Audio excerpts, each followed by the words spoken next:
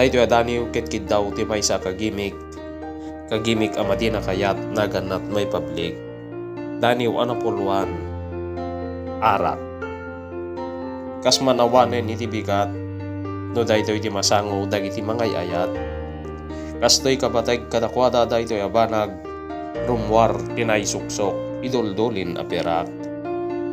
Ure awan maisaang may pisok iti kaldero, ure awan gatas ti anak nagsususo. Basta saan a mapukaw daytoy iti akin bisyo, aldawdan ison tinaragsak ken kompleto. Ayan na pay nga adat ken pagtaksan, pera dules buenos san met ket di amin papagayam. Adda dagiti mangipaulo imbes ko mga iti tiyan, tadi damot obra endan no inda a masubraan. Adda ditan ti agbalin na malalaki idinto no saan a makainom.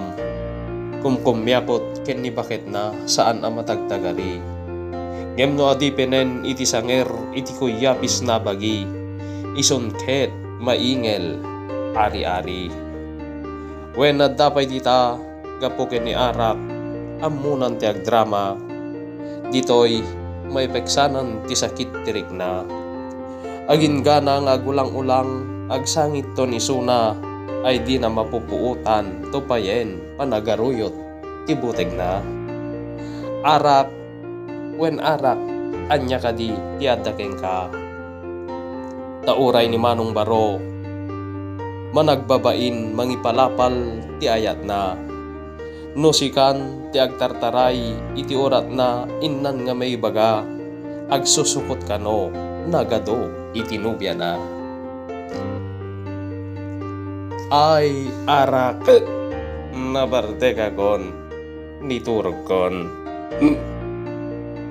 Edagyaman manin papagayam tingkay anang buya iti daytoy